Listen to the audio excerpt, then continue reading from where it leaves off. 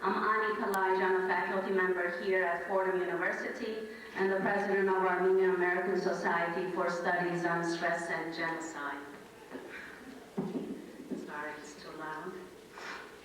This event is organized by the Armenian American Society for Studies on Stress and Genocide, for which I will call ASK. It's acronyms, and it means nation in Armenian. I would first like to thank the executive committee members of ASK, Dr. Edmund Gegerian, Vice President, Dr. Sirun Shahinian, our Secretary, Christine Darakjan, Treasurer. Can you please stand up when I call your names? Talin Manjikyan, Corresponding Secretary, Seta Papazian, Membership Coordinator, Talin Sheshetyan, who is not here with us today. Founded in 1988, ASK is dedicated to the scientific study of stress of genocide and other traumas.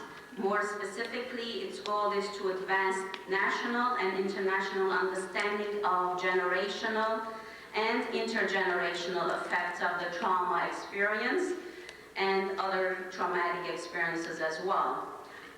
ASK has sponsored conferences nationally from coast to coast and internationally in countries such as Armenia, the Dominican Republic, Finland, France, Israel, Japan, Korea, Mexico, the Netherlands, Palestine, Russia, Spain, and Taiwan. The symposium is co-sponsored by Fordham Psychology Association, and I thank Dr. Takushian, Corina Ram, and Rania Kanazi. Also, it's sponsored by ISTSS New York chapter, and I thank Karen Klein and Judy Rogers that are here today. As well, there's another co-sponsor, World Federation for Mental Health, Human Rights Committee, and I see George Hero here, thank you. Before we begin our dialogue, we will acknowledge the winners of the Krieger Essay Contest, and I will invite Dr. Edmund Gergerian, who has been the support and the financial support of this essay contest. And we will acknowledge the two winners, Kasha, let me try the name, Kasha Lewandowski and Stanislav Binokur.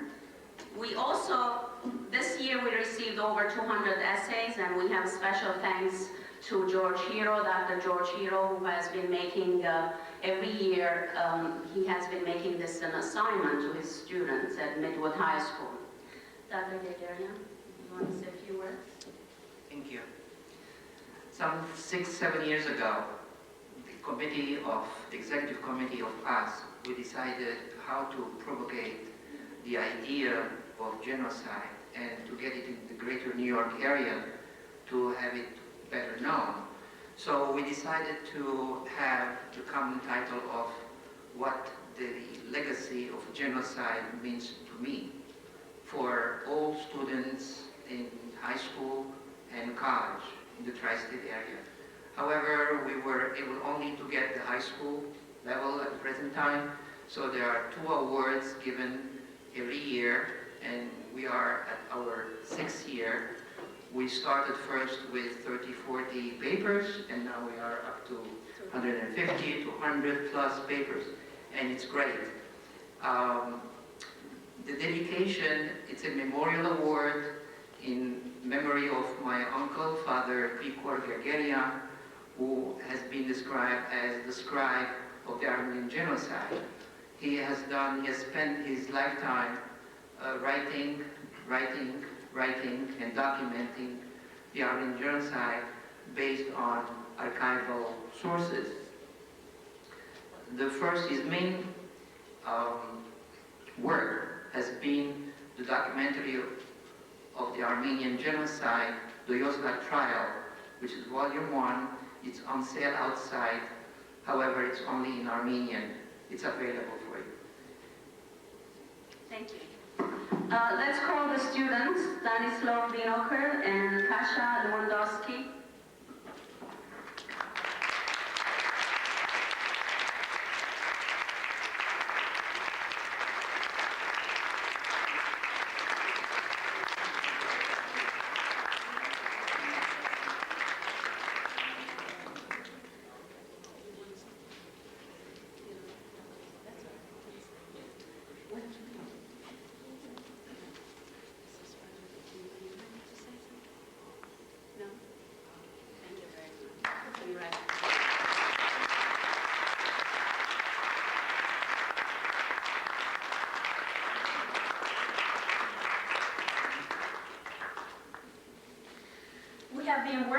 diligently for the past decade to prepare for this symposium. We had symposium addressing the psychosocial and spiritual impact of the genocide. We had educational panels and we had workshops just last month to help process the intergenerational issues related to the genocide.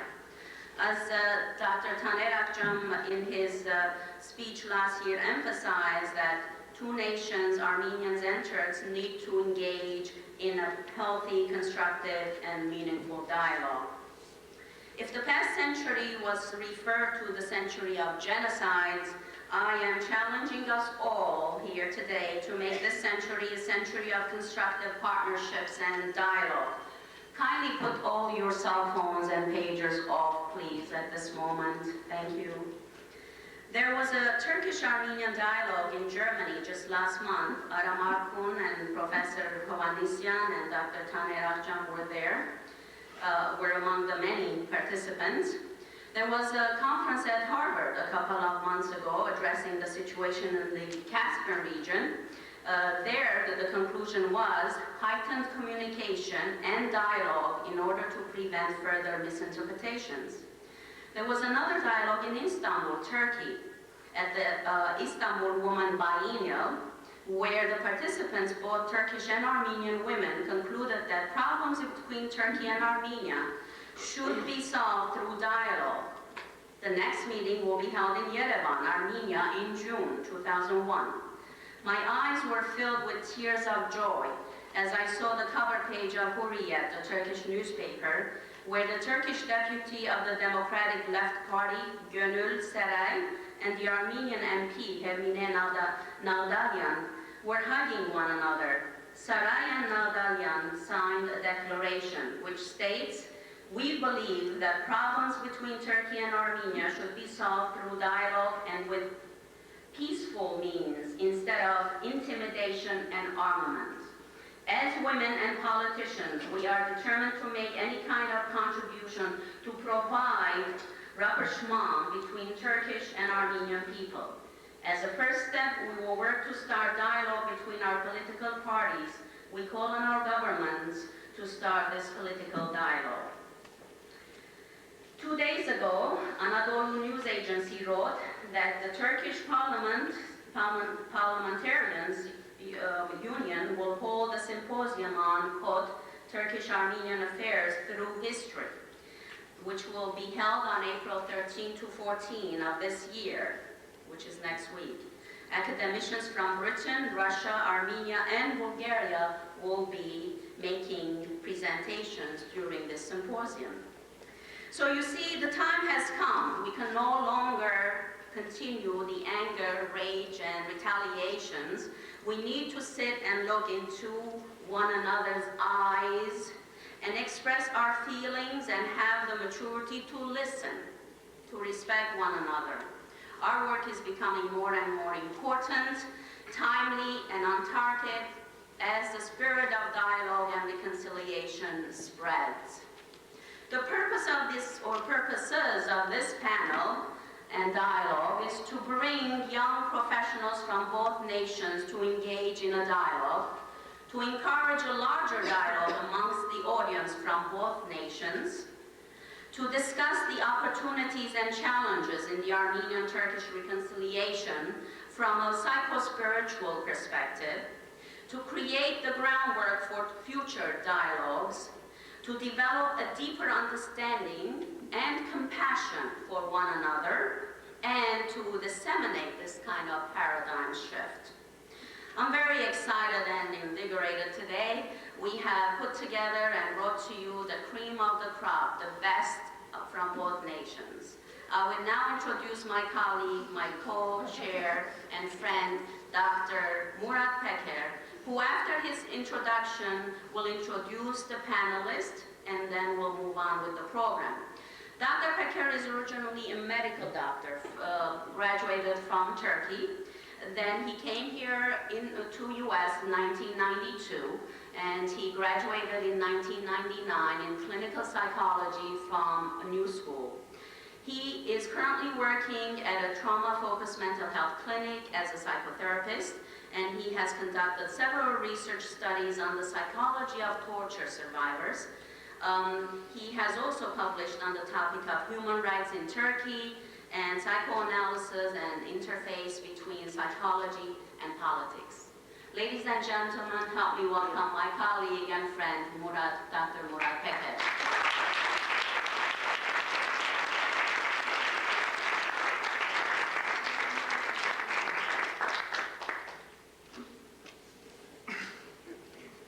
Hi.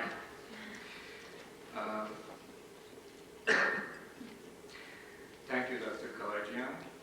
Thank you for organizing such an important panel and also for inviting us. I feel very privileged to be a part of this panel. I would also like to thank the panelists who recognized the need for an Armenian-Turkish dialogue and who acted bravely against all odds by coming here. Thanks to the audience too, who didn't leave us alone in this unique attempt for the dialogue and who wanted to witness and participate in this important first step. I'll be talking for 10 minutes or so, and at the end I'll be introducing our panelists here. Unfortunately, one of the panelists from Turkey, Bülent Peker, our last names are very similar, but he's Peker, mine is Paker. He's not with us tonight. He couldn't come from Turkey because of the continuing hunger strikes of the political prisoners in Turkey, which is in a very critical phase right now.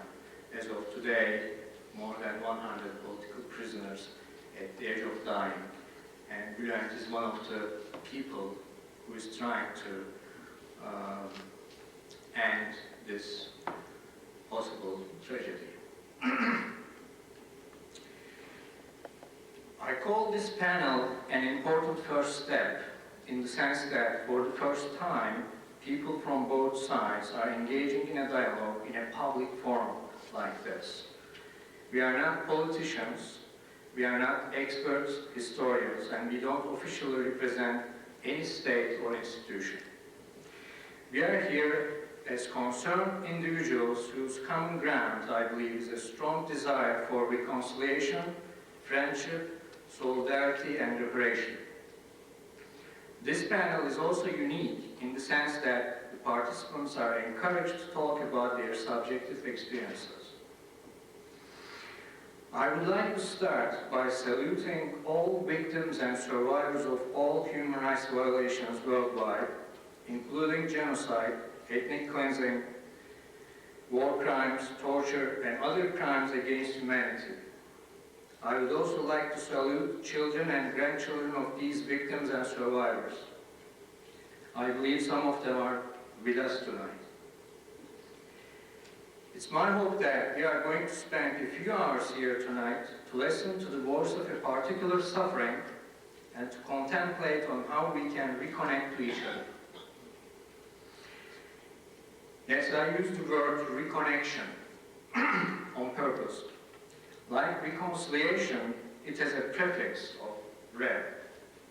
This prefix implies that things were different once upon a time.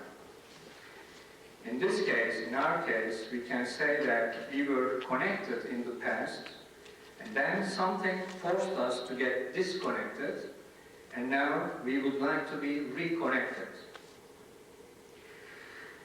Anatolia, what is now called Turkey, had been home to several different ethnic groups for centuries, including Turks, Kurds, Armenians, Greeks, Jews, Arabs, and many others. They coexisted under the Ottoman rule for centuries, mostly in a peaceful way, and they influenced each other's culture. They shared many cultural components, and in this sense, they had co-created an interactive and vibrant multicultural climate in Anatolia. This was the main richness of Anatolia. Before the World War I, 1.3 to 2 million Armenians and 2 to 3 million Greeks were living in Anatolia. Today, only 50 to 60,000 Armenians and around 5,000 Greeks remain in Turkey. The population structure of Anatolia changed dramatically, but as you know, not naturally. And most of it happened within a decade, from 1912 to 1922. First the Balkan Wars, then World War I, and finally National Liberation War followed each other without much interruption, leaving millions of people from all ethnic groups killed, another several millions forcibly displaced or deported. It was a decade of several massacres, as well as of vast number of refugees.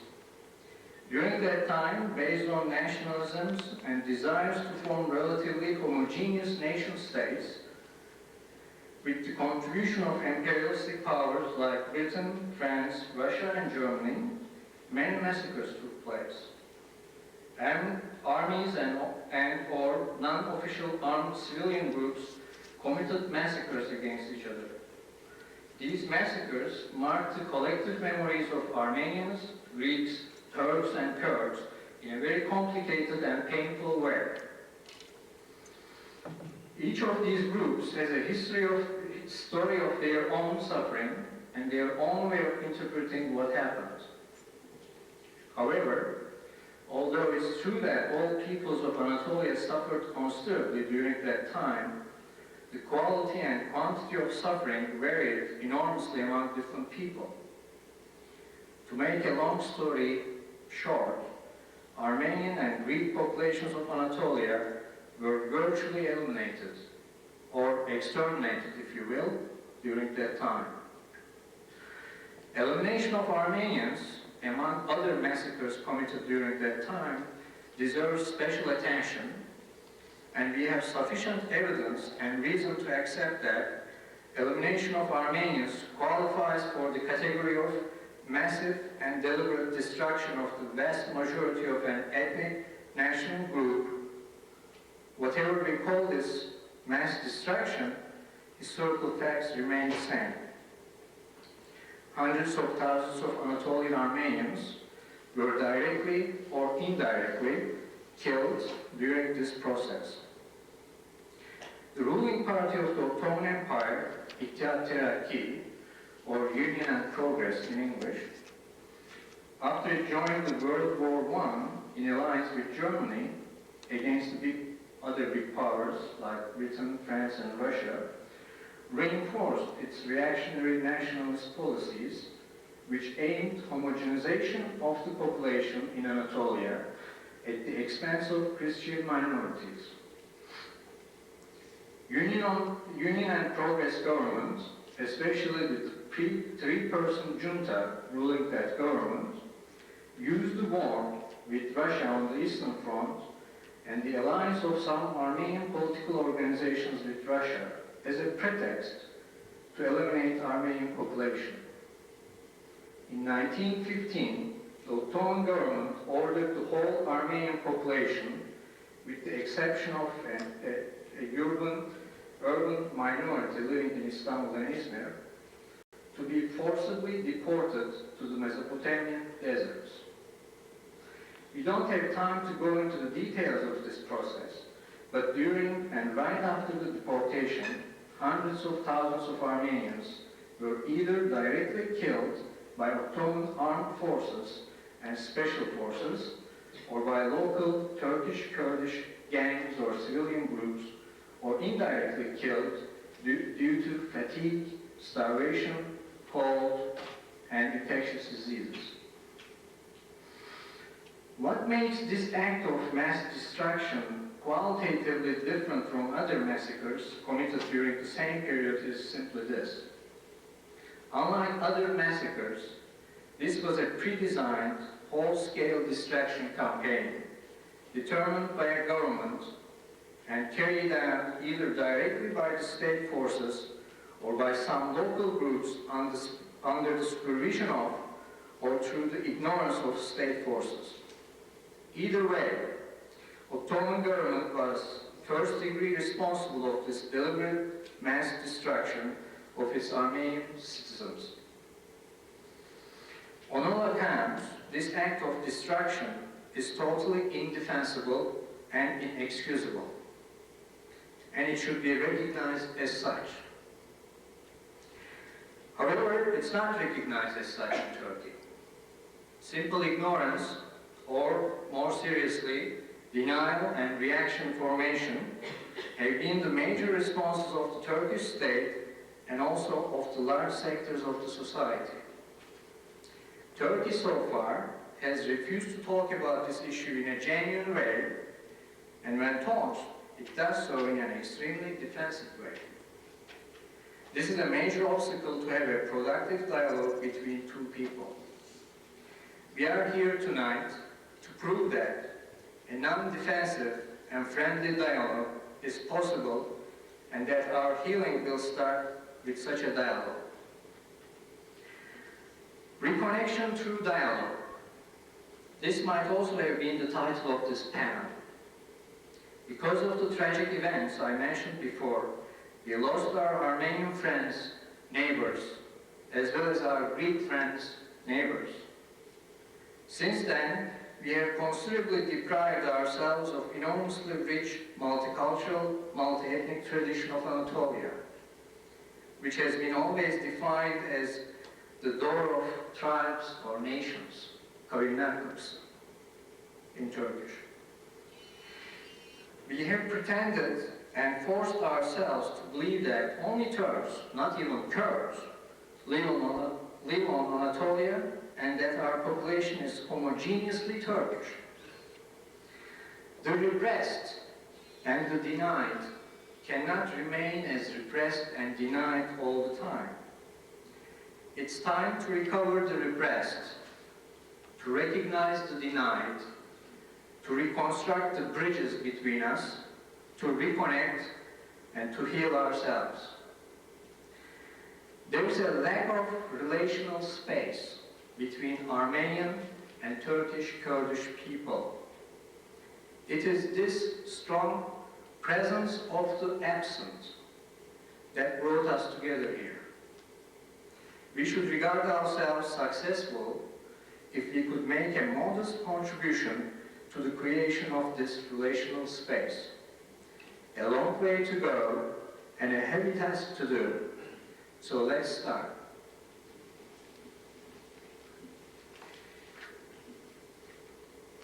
Now I'm gonna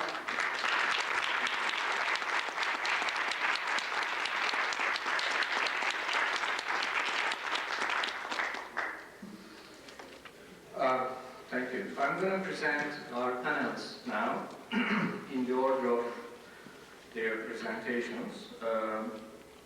First, next to Kalayjian, Christopher Atamian. He will be the first presenter. He is the Chief Marketing Officer at BKL Media. Next to him is Koray Çalışkan, a doctoral candidate in political science at MIU. Next to him is Lena Takvoryan, a doctoral candidate in Armenian Studies and Comparative Literature in New York. Next to her is Yunus Tuncel, a PhD in philosophy in New York and teaching philosophy. Next to him is Robert Kandarjian. Oh. They said wrongly. You should change your seat. Next to him is, Dilek Kurban, holds an MA in International Relations. Next to her is Robert Kandarjian, who is a holistic health educator practicing in New York and New Jersey. And next to him, the last panelist, Mirna Karamanukyan, who is an MA candidate in political science and coming from Canada. I hope we are going to have a very productive panel. I would like to again thank Dr. Kalayjian and the panelists, and to you, the audience. Thank you.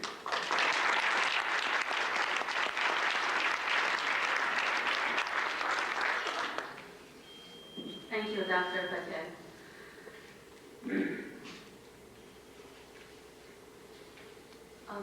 There were two young ladies who distributed index cards for you. For those who would like to raise questions, you can write them and forward it.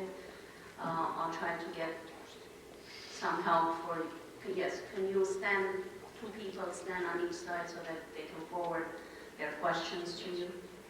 Thank you. I will make a general question for which the panelists will respond, and then we have questions between and among the panelists, and then we will open the discussion to the audience where we will entertain your questions to the panelists. The first introductory statement or question is, what is your first encounter of the genocide or massacres or exterminations? You can tell us as personal as how old you were, what were you doing, what were your feelings, and you can, Christopher, you can start with that. Do you want to do it? Yeah. Let's see. If let's ask the audience. Can you see them as they are seated? No. No? Okay, then you can come here.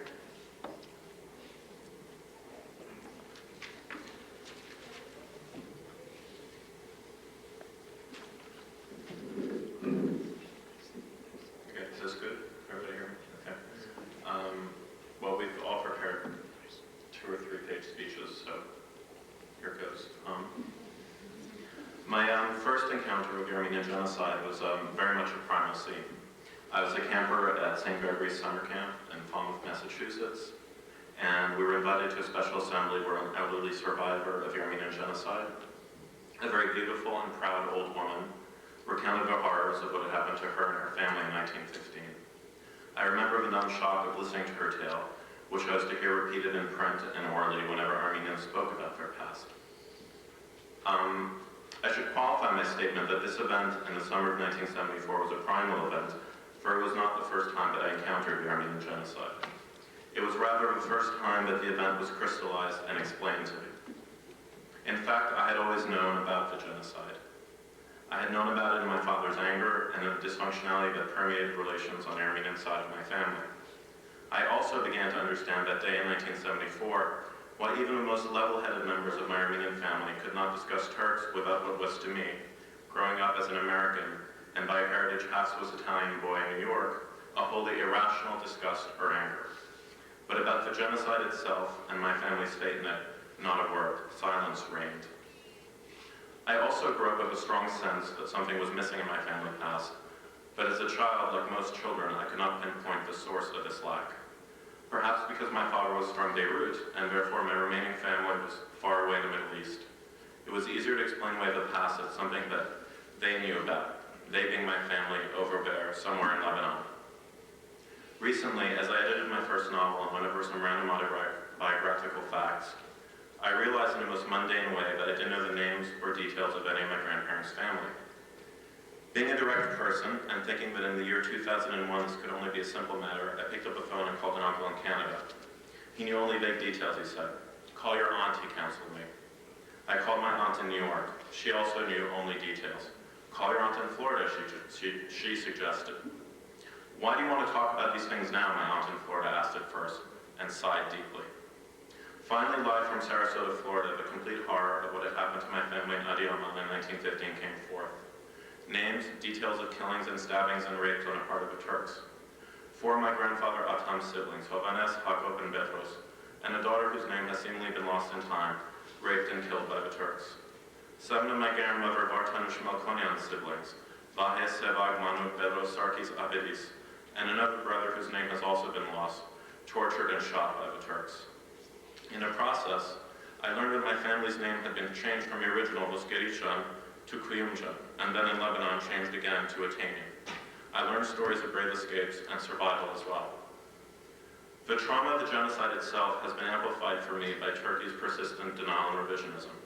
It is, of course, a difficult task to re-examine, 85 years later, an event that undermines the very myths that lay behind a country's foundations, especially one as discredited as racial homogeneity. But as my Turkish colleagues here are proving today, Citizens always have free will and their own voice, even under the most repressive of circumstances. In this respect, this first, and as I have argued, perpetual encounter with the Armenian genocide has left an utter trauma that I would like to erase. And that is one created by a certain image of a Turk. The Turk is barbarian, the Turk is killer and thief, the eternal threat. From what I understand reading the Turkish press, they have quite a few unflattering images of Armenians as well. So from the primal scene we started with, we arrive at images and experiences that have come to function very much like a collective unconscious. In short, I feel that I've always had a first encounter with the Armenian genocide. It has always already been there for me, lurking in the shadows, ready to reassert itself at the most unsuspecting moments, during an SAT exam or a rock concert, or during the most mundane of events. That is why we must normalize the event, expose it, and put it to rest, if not to sleep. It is my hope that this dialogue today will be another step in this direction. Armenians have done much work in this area, and Turks are beginning to do so finally as well. There is much work still left to be done, but I'm happy that at least here today we're doing it together. Thank you.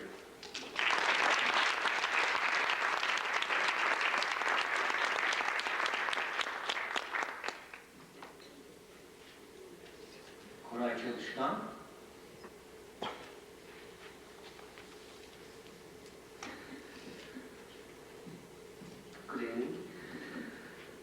It's my great pleasure to join such a timely and important meeting, and I would like to thank Professor Kalayjian and Dr. Paker for organizing this panel.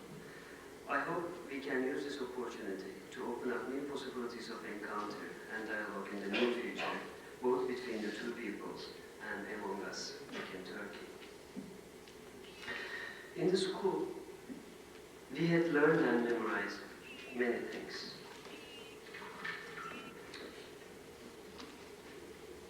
Let me not go to the school yet. I have to say something else. Tonight I will talk about my personal history, with a particular emphasis on the way I came to learn about what happened between 1915 and 17 in the Ottoman Empire. What were the sources from which I was informed about the massacres and the Armenian question, as it is referred to in today's Turkey? How was such a practice of information carried out? What was the historical context of this process? I think trying to answer such questions will not only help us better locate the matrix which harbors tonight's problematic, but also will help us gain a more nuanced understanding of the ways in which we are informed and not informed in Turkey. Nationalism has been an important building block of almost all histories of the Third World geographies. Neither Turkey nor the way history is taught there is an exception to this.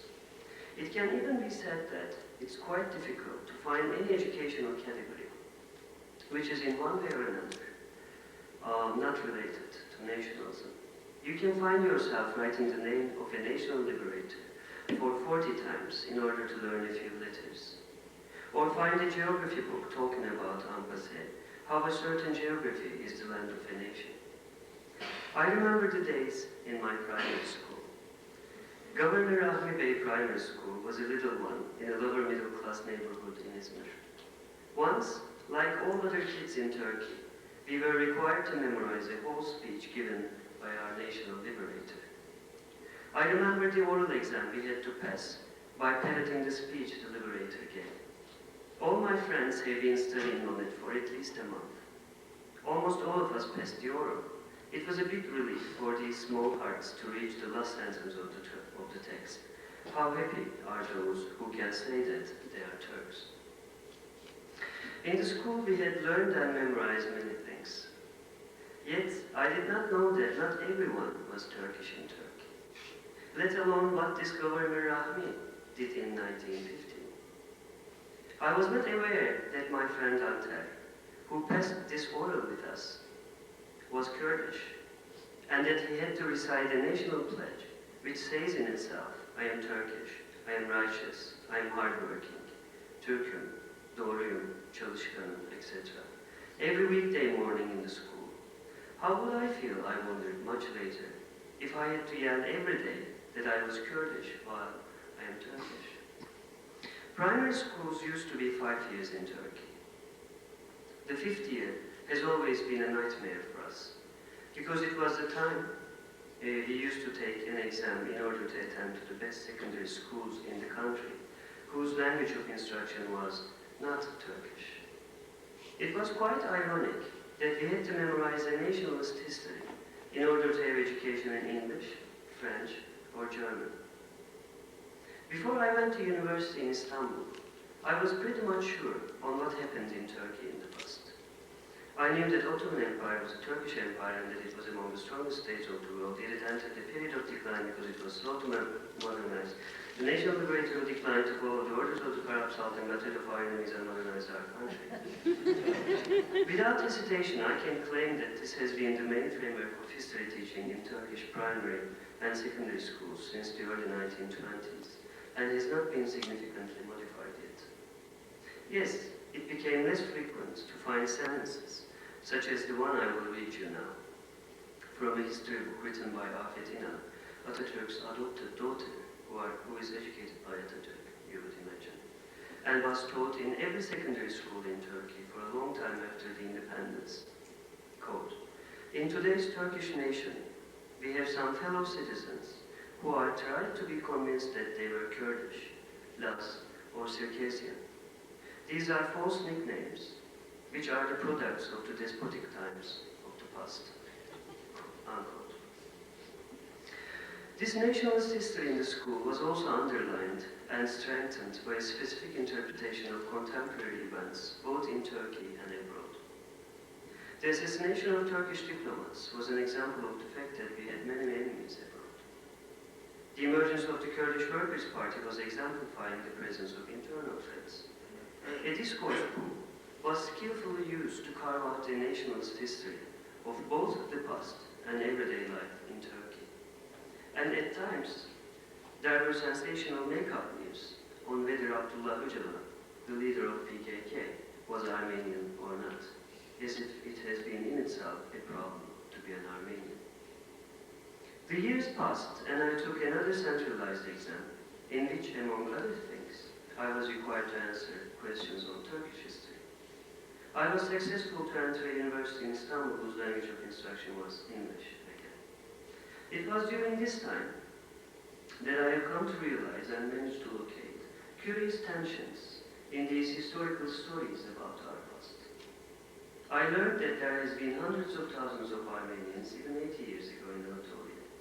Although I was aware of what has been called alleged Armenian genocide unbound. Because of the local news coverage, I was not that interested in the topic. There was a huge campaign against it, and the government was always asking a few alleged historians to refute a claim nobody claimed in Turkey. I must say it was quite late for me to relate two things, which seem to be unrelated. I'm using the word late deliberately here, because there have been already many attempts to write a revisionist history in Turkey. There have been studies that showed that there was a very strong opposition to the catch around Atatürk, and that he was not elected unanimously as the president, and that there were different projects which excluded nationalist solutions to the problems encountered. Revisiting history was not something new in Turkey. Yet it was still very late for me to begin asking questions about genocide, and relate the two things I mentioned before. First, there has been more than 1 million Armenians in Turkey according to Ottoman documents, and yet they disappeared. Second, my government was quite adamant in trying to refute the allegations of genocide in the Ottoman Turkey. Whenever the nationalist history talks about Ottoman Empire's last days, I'm talking about when I was a kid, it presents them as the days of corrupt state officials who made their best to make Turkey enter the war because of their personal dreams. We were educated to not to like them at all, to say the least. Yet, the government was doing its best to protect them and deny allegations of ethnic cleansing or genocide. Why these people, who were crazy enough to make Turkey enter the war with Germany, would not be crazy enough to organize an ethnic cleansing to reach their pan-Turkish dreams that we were told not to dream at all? According to almost all of my friends, all members of my family, all newspapers and government officials. What happened either did not happen or it was just a deportation. There were discussions on the number of Armenians who lost their lives. But even the official figures, I'm talking about official figures here, were 800,000 to 300,000. It should have taken a little effort for any person with conscience to bypass this violent realism and ask, how come such a large number of people could die during being deported? This question crossed my mind for a while. I did not remember it again for a relatively long period of time. Although I was able to ask a few critical questions, it would take longer time for me to reconsider them. I think this situation is both an exception and not. It is an exception, hence I was able to ask sound questions because of a few historians I was lucky enough to take classes from in Istanbul, and a few books I have read in Turkish written by revisionist historians. It was not an exception because I did not pursue these questions, not only because of an ideological campaign against them in Turkey, but because there are more than one issue that was problematic there. The idea of genocide is not the only untouchable subject there. Indeed, we are not supposed to discuss many things. If you are an Islamist, for instance, you are not supposed to discuss the possibility of a state which is ruled by Islamic law. You can be sued in state security courts or be jailed just for uttering your ideas. You can talk about these problems abroad, as I do right now. You can be sued or defamed for being a sellout. I can talk about the problems of Turkey's democracy for hours.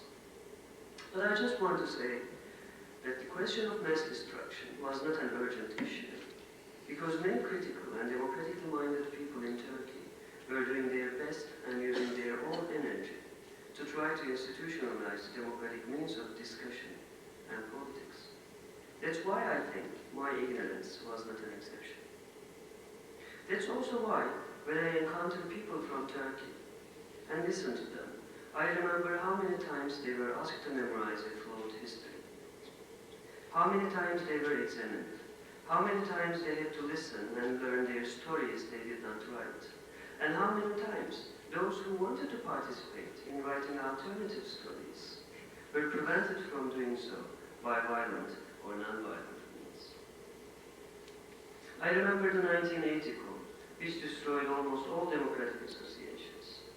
I also remember the recently ended 15 years long war in the southeast and how it contributed to the further militarization of the society.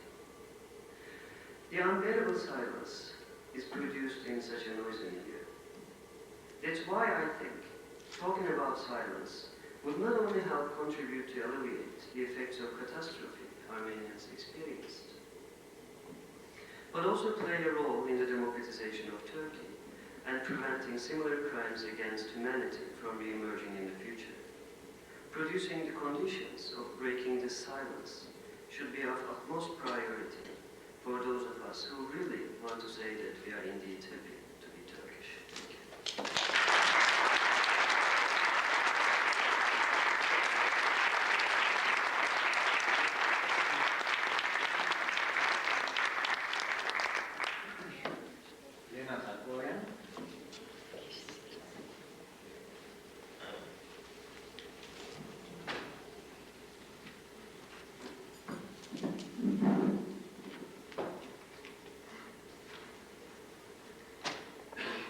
My first encounter with the Armenian genocide was too early. I must have been 9 or 10, and being a curious little girl, and intrigued by the books on the top unreachable shelf in my father's house, I climbed up on furniture, and the rest is literally history. I came to know that which I could not understand, looking at images of horror, reading the text of Father Krikoris Balakian, the Armenian Golgotha. The harshness of this discovery was compounded by the silence that surrounded the genocidal events of 1915 in my family. No one spoke or discussed it. In other words, no one could help the little child understand and make sense of it either. because they themselves had not been able to come to terms with the atrocity of the event. Even years later, when the horror of the finding had subsided, and I had somewhat seemingly been able to emotionally process the shock to the point of conducting research on the event in question, no one in my family wanted to tell me about the great-grandfathers, grandmothers, aunts, and no one did. Today, all my grandparents, as well as my father, have passed away in silence. My mother only recently and very vaguely and hesitantly remembered that my grandmother might have perhaps been raped when she was 5 years old. My family has no story, or rather I should say, its stories have been buried with its dead and left unmourned. I cannot retrieve them now. I live facing not only the uncertainty of the future, but that of the past, for that which I cannot know will always haunt me. Perhaps this is what Pico Kalayjian means when he says that only literature can approach the temporality of the catastrophe, which is how I choose to refer to those events. For no refined historical account can tell the story of personal as well as collective loss. The choice of the word catastrophe itself is already an indication that what is being referred to here is not what is commonly known as the linear narrative, historical narrative of events, that can be plotted along the timeline and analyzed, explained by showing its causes and effects. The catastrophe is an attempt to come to terms with the unutterable that remains the legacy of the survivors. For the catastrophe concerns itself with the temporality of the trauma that is never known at the moment when it is actually taking place, but always only in retrospect, and therefore remains an event that is always only experienced and known too late. The catastrophic event for the victim and the survivor has always already taken place. It has no beginning nor end. It can only be known after the fact, and even then, not fully. It is the specter that haunts the survivors long after they have forgotten about their forefathers. This is what the genocide means to me. A very familiar pain, since I was exposed to it at a young age, that I cannot quite intellectualize, sublimate, nor do away with. I am here tonight because I wish to finally enter into a dialogue with you, the Turk, whose name and image have haunted me since childhood, and whose denial of my ancestors' pains has defined me. Help me undefine myself as the grandchild of victims, only worthy of being unloved. For that victimhood that was handed down to me in a myriad of silent gazes and untold stories also inhabits all the other Armenians I have come to know. They all carry the stigma that was handed down to them transgenerationally. Armenians are also resentful. They have been angry for decades. They harbor anger in their hearts as well as hatred. And these feelings are not just directed at the executioner Turk. By all means, no. These feelings are directed at themselves, as well as towards other Armenians. Armenians hate themselves and other Armenians, whom they never cease to see as perpetual victims. I would like to read a short passage from a recent book by Nancy Agabian. She's a young Armenian woman, and her book is entitled Princess Freak. The section itself is called Ghosts and Bags. She says, "There are a lot of dead Armenians. There are more Armenians dead than living. I suppose you could say that at any given moment in time, there are more dead members than living members in any ethnic group. But it's different for Armenians, because Armenians are aware that they have dead people attached to them. The dead Armenians die from genocide and massacres and earthquakes and religious wars. The living Armenians carry these dead Armenians around in guilt and shame and anger-crafted bags. The bags emit an odor that, when detected by living Armenians, creates a voice in their inner ear that rants like this. People are out to get you. People want to take your values and ideas away, and you better hold on to them tight, because I died for you, and you are responsible for my death, pain. You just better survive. I don't care how you do it. I don't care if you have no love in your life, if you are miserable and hate everybody, even your parents and children and brothers and sisters. If you don't survive with your values intact, then you will be a disgrace to us. This voice makes the Armenians so defensive that they wear blue and white glass evil eyes to ward off badness, as opposed to carrying good luck charms to attract hope or goodness. As you can see, Armenians are negative, hurt, and broken. I know I am generalizing. I know I have anger towards Armenians. But don't blame me. The bags of the dead are making me do it. I have to be angry so that I can survive. I am Armenian. See how aware I am of my dead Armenians. Thank you.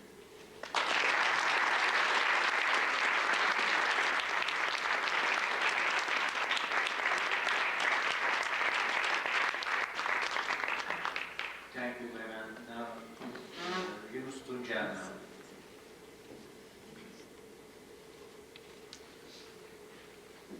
Good evening, everybody. I'm honored to be here tonight, and I thank Dr. Kalayjian and Dr. Paker for inviting me. When Dr. Paker first asked me, I said, "What do I know about the subject?" I said, "I don't know anything." And he said, "This is not based on a historical approach. It's more based on our personal experiences. And even the fact that I don't know anything about the subject is a sign of silence about the subject in Turkey. And I would like to talk about that, and also some philosophical issues around the subjects of nationalism and historicism.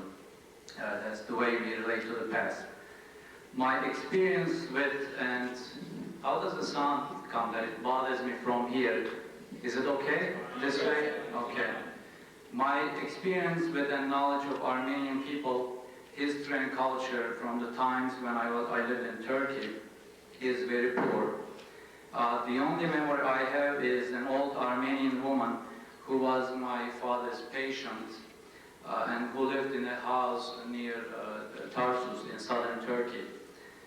It was a rural area, and her house was surrounded by olive trees. Those are the memories I have, and I remember asking my father a question about her and where she came from, and he said, "We respect each other and we never talk about the subject." So, I don't know what respect has to do about talking about the subject, but anyway, now that was his response, and that was the end of the discussion. Now this and the fact that I did not know much about the culture and history of a people who lived in the same lands until the recent past is a sign of the silence that surrounds the Armenian issue in Turkey. The first time I heard about the Armenian genocide was when I came to the United States in the early 1980s. I had met some Armenian people and I had spoken with them, and I had done some reading, not big research, but some reading on the topic. What I would like to speak about here is some of the problems which I think lie at the heart of Armenian-Turkish relationship, namely nationalism and historicism. I do not intend to reduce the problems only to these two aspects. But if we can address these problems, we may be able to overcome some of the deadlock in front of a meaningful dialogue between two peoples who also have a shared history. This can also shed some light on how two peoples may come together despite painful memories within the context of international peace. So the first thing I want to talk about is nationalism. I know you'll say these are philosophical things, make them more personal, but I'll try to make them personal to some extent. Could you press my volume? I'm running out of my voice here. Nationalism is an ideology, a closed system with its own signs and concepts. There are no doubt different understandings of nationalism, but I would like to focus on one brand of nationalism, namely the belief in one nation as the absolute truth, and the most problematic one, I believe the most insidious form of nationalism. And this form of it exists in very different ways, sometimes under an innocent cloak. By the way, American people may have difficulty understanding nationalism because nationalism has never been very strong here. Europeans would understand it better, but we Turkish people definitely would understand it and feel the pain for those who have asked certain questions to themselves. But it's not a strong thing in American culture. Nationalism understood and practiced in this way is inconsistent and is, by its definition, either hostile to other ethnic groups or nations, or does not recognize them as such, that is in their own value. It is therefore inimical to any coexistence of diverse ethnic groups and international peace among nations. In short, it does not allow its members to see himself or herself in the other. And that's what I mean by personalizing it. As a nationalist, I wouldn't be able to see myself in an Armenian person. It's just I have no ecstatic connection. That's one of the major problems in nationalism. It blocks a universal bond or oneness of all peoples across nations. Nationalism, on the contrary, needs external enemies for its definition and strength, hence the mass paranoia which exists even today about the enemies of Turkish people.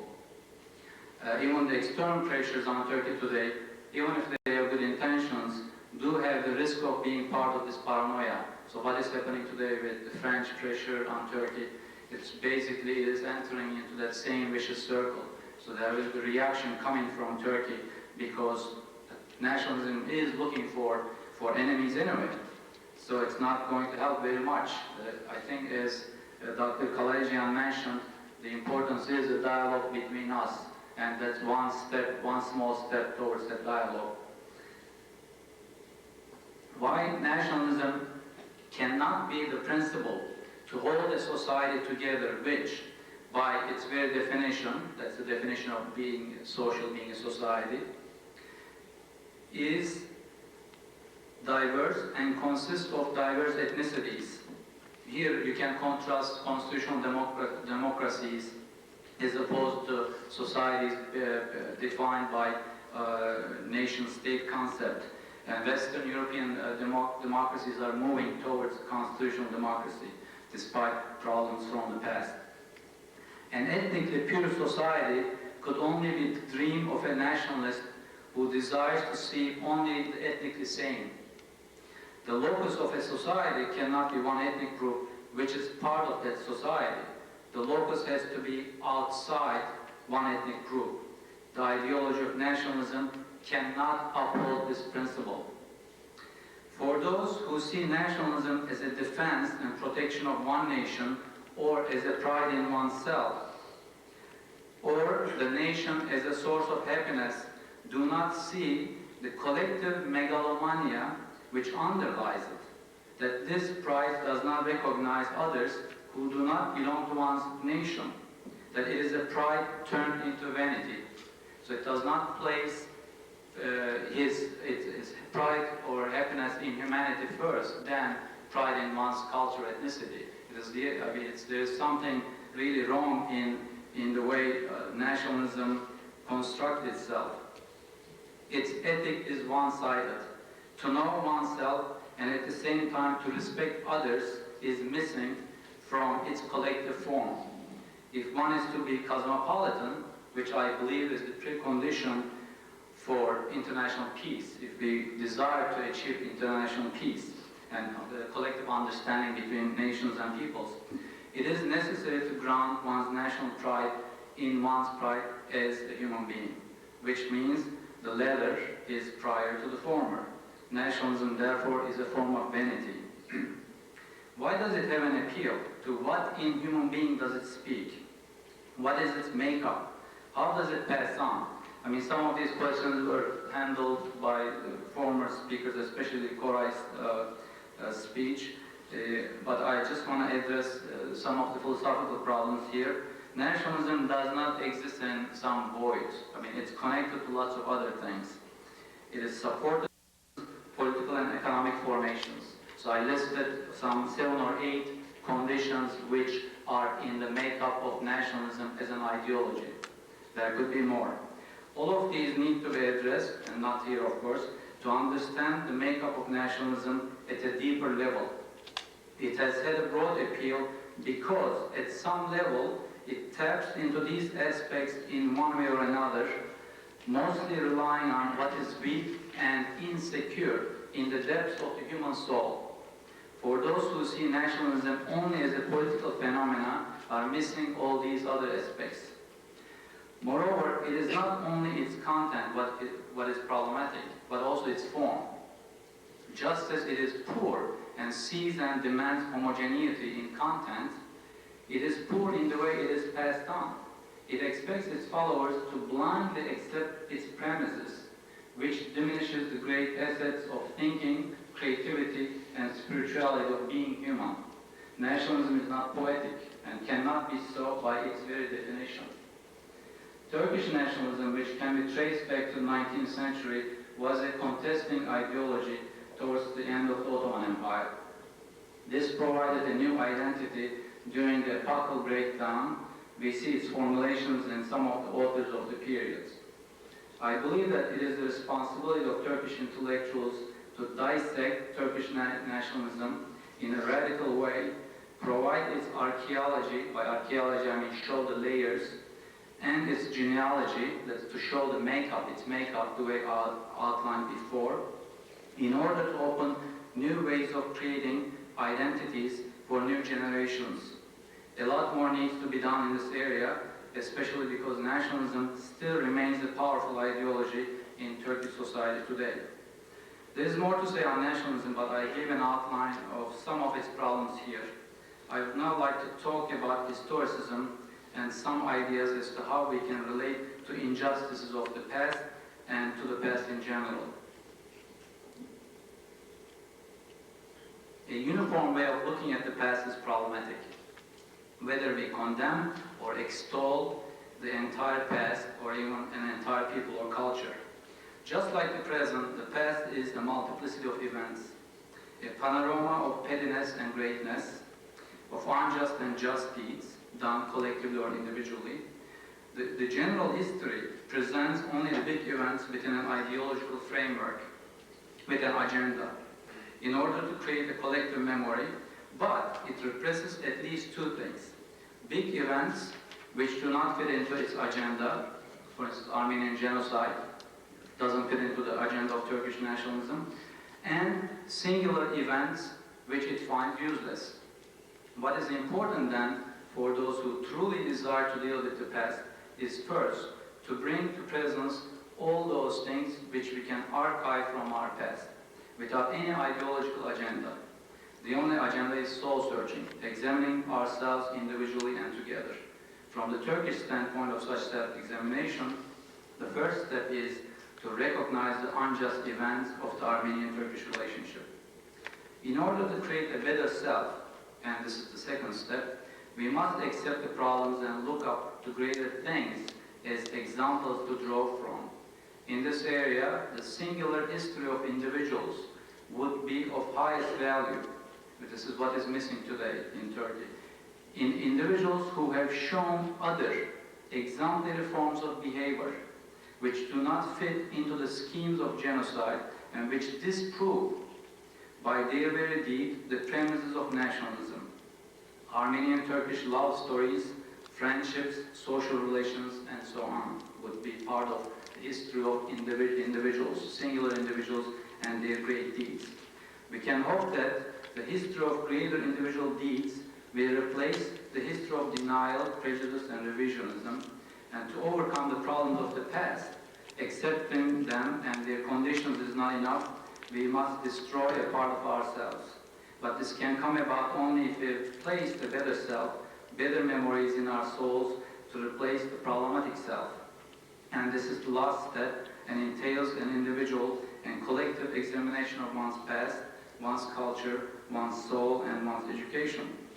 It is time now to be brave enough to live up to this task. Thank you very much.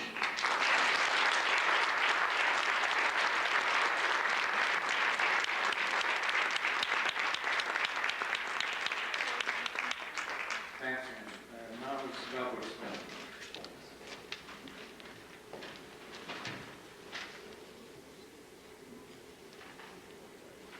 Thank you. I'm going to take about 5 minutes towards the end of the evening to go over some recommendations. So therefore, I don't want to take too much time now. I just want to kind of touch on some points that I feel are important. Ani asked us to kind of bring in our personal histories here, and basically, imagine growing up with a father. My father was a survivor of the Armenian genocide. Imagine growing up with a father who has died and who has never spoken about it with any of his children. That is the legacy we're dealing with. So what that leaves us is, as Armenians, what that leaves us is the need to start processing this material that is really in our bodies.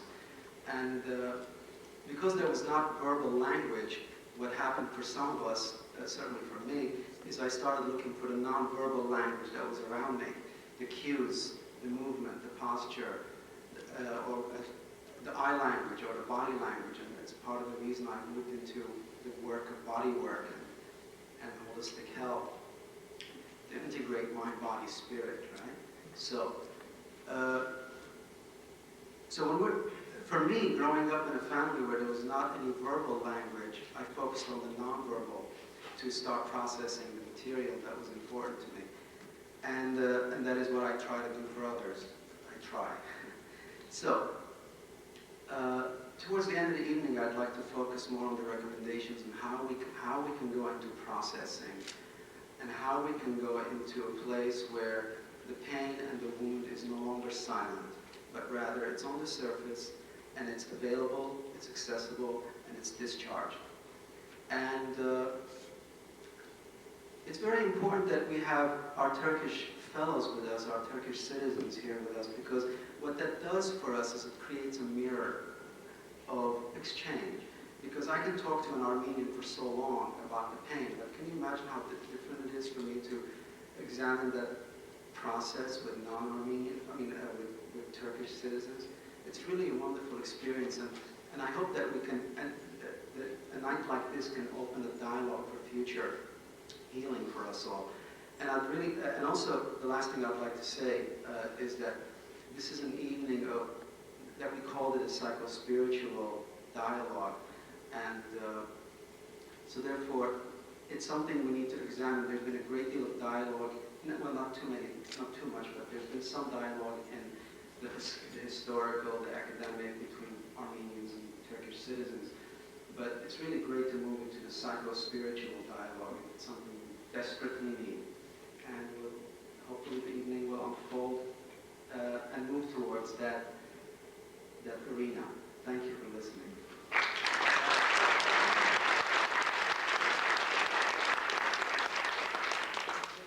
So now, Dilek Kurban.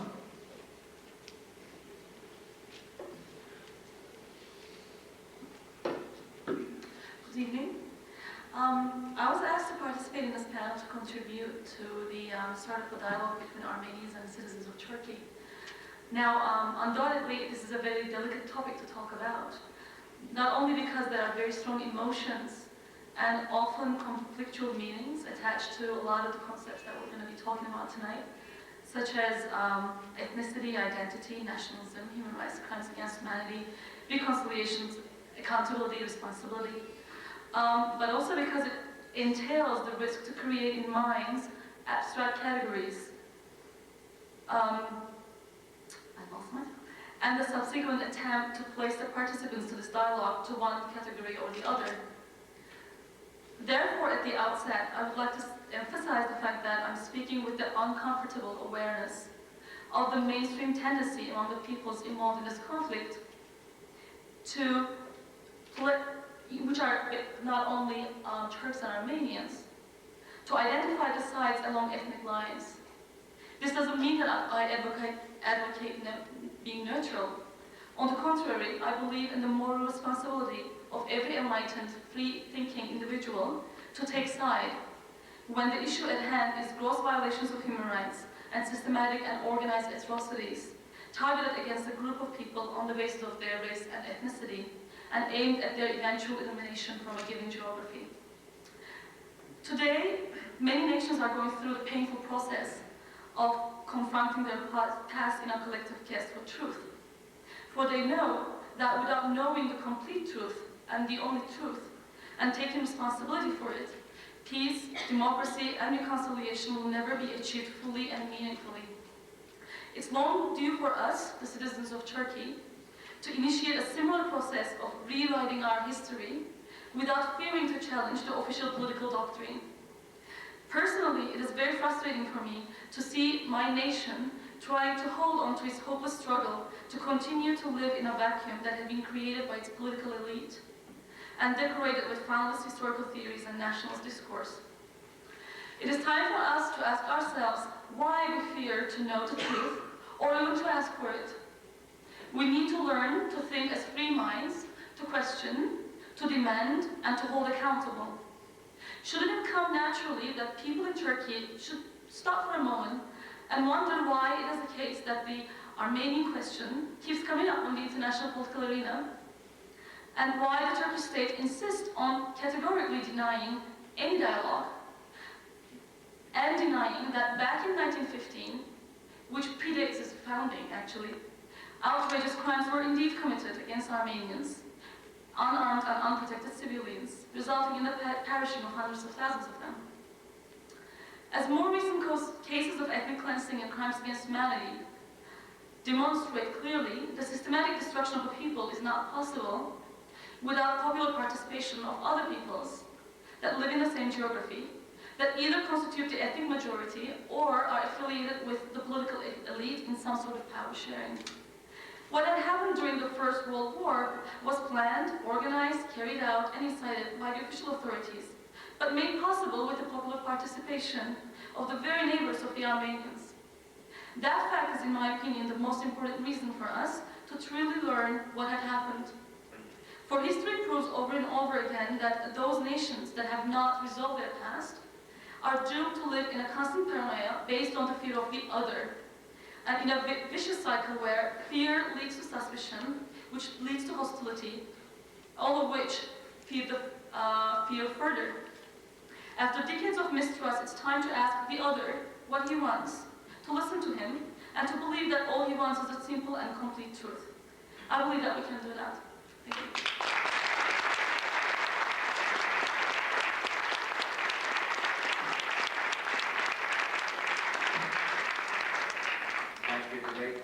Now, Mirna Karamanukyan.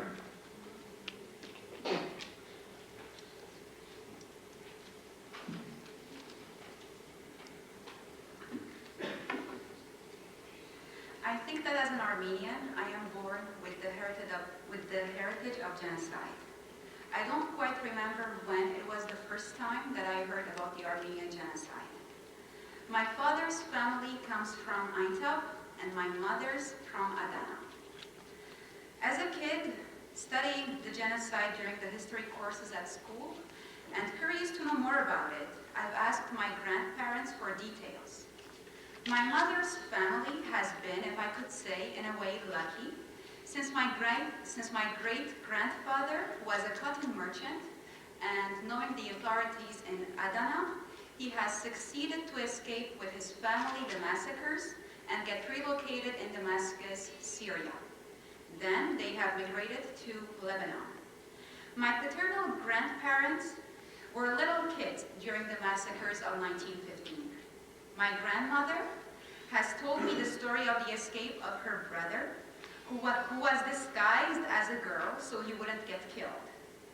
My grandfather, who was 5 to 6 years old in 1915 and could run quickly, was a messenger between the Armenian groups.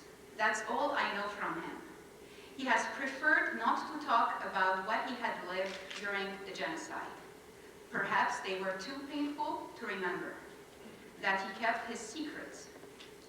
Wanting to learn more about the events of 1915, I have decided to study it by writing my thesis on it. I feel very honored tonight to be here.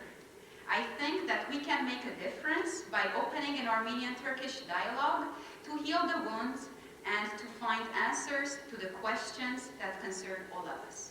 Thank you.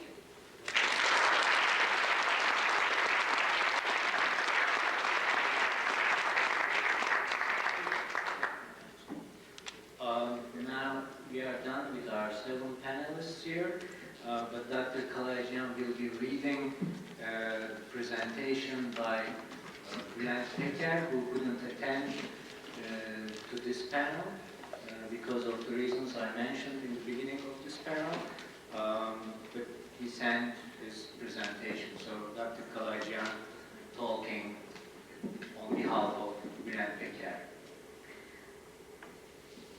I greet you all, and I would like to express that I'm very happy to address a gathering of Armenian and Turkish audience, even if in a written way. I regret that I'm not with you, as I consider this as a great moment, as a path-breaking way of remembering and approaching one of the most brutal assaults on humankind. I greet you personally as one of the executives of the major human rights organizations of Turkey, which I should proudly say brings together Turkish and a number of Armenian members for a common cause which I see as the highest human value. As the subject of this gathering is highly sensitive for both Armenians and Turks, despite the lofty objective it pursues, it is an extremely difficult duty to act as organizers and moderators of this meeting. I congratulate my friends Ani and Murat for their courage, and I thank them for doing it. The memory of what happened to Armenians in quote-unquote, as well as Assyrians and Orthodox Greeks of my country in 1915 and the following years is still haunting Turkey, the children of Anatolia. It is not the past we should work to make it. We should make it the past. We should do it not only for ourselves and to alleviate the trauma these survivors still suffer, but to pass a better future to our children. And we may be able to do it by raising awareness of it, not only for the survivors, but also for the children of our countries. This is a different awareness informed by universal values, but I leave it for the moment. There are ways of remembering things. You might remember things even when you deny them. You might remember things in better terms when you wish that you are not aware of its reality. Since the ability to talk frankly and freely about a past human tragedy in which your ancestors are involved is a great relief in constructing the future. Further, the ability to feel compassion for the past survivors and anger for the past perpetrators, whatever the way they relate to you, is healing in the sense of destroying unquestioned beliefs and opinions. This healing may help you to construct a world on the basis of human values instead of beliefs and unquestioned opinions. I think there is a widespread awareness of what I should call, due to my responsibilities, the Armenian reality, in quotation, in Turkey, and in official circles too.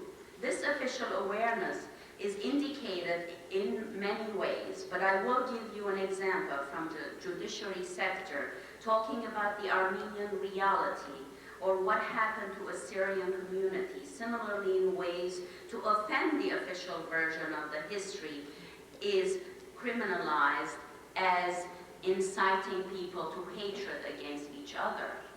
An Assyrian pastor appeared before the court under this charge just today.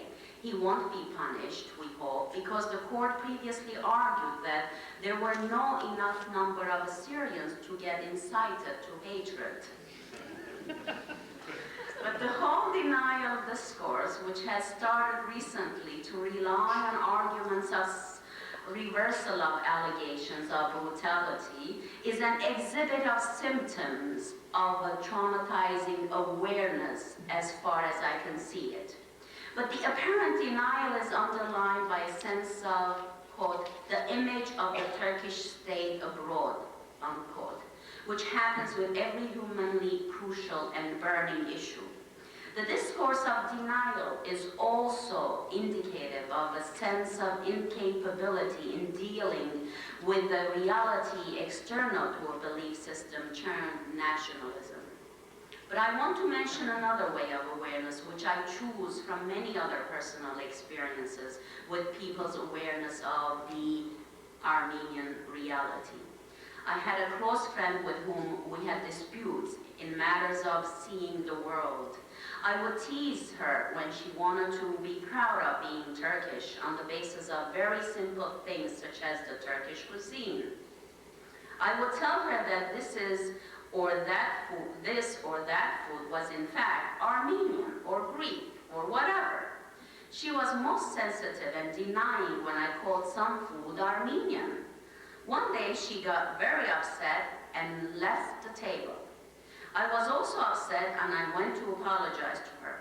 Her face all in tears, she told me I was unfair to consider her ignorant of the past Armenian presence in Anatolia. She told me that she learned recently that her grandmother was actually Armenian, and she was saved from unavoidable, that just when she, as a little girl, was awaiting being beheaded on the brink of a well, she was saved from this brutality by the man who became her husband. So this was the fact that she was denying. And my friend, as a Turkish woman of Armenian ancestry, is not alone in Turkey. There is a huge number of people with a similar experience. This is the sort of denial we have to save our children to make them better able to construct their future. We have to save them from the past, and this we could do only by being more freely aware of it. Thank you for your attention. Bülent Teker, human rights activist from Ankara.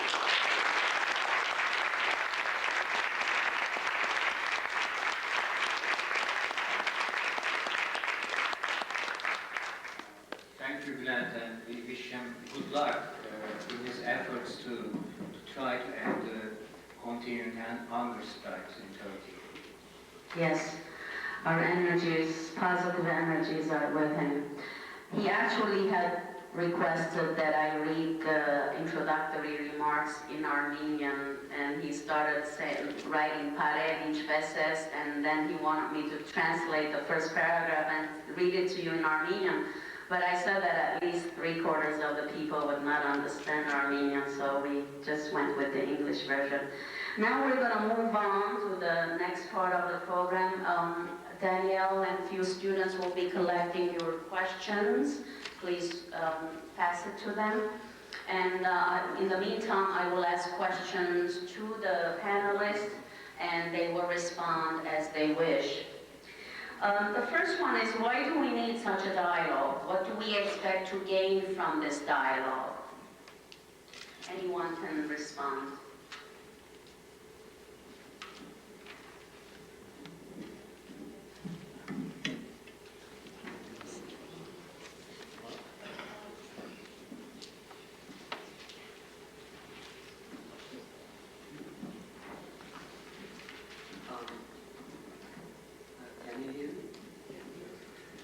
I think we should definitely talk about it, because the difference between the oppressor and the oppressed is very little. And as you would remember, the Jews who left Germany, who survived from genocide, went to Palestine and became the oppressors and committed the same crimes against humanity.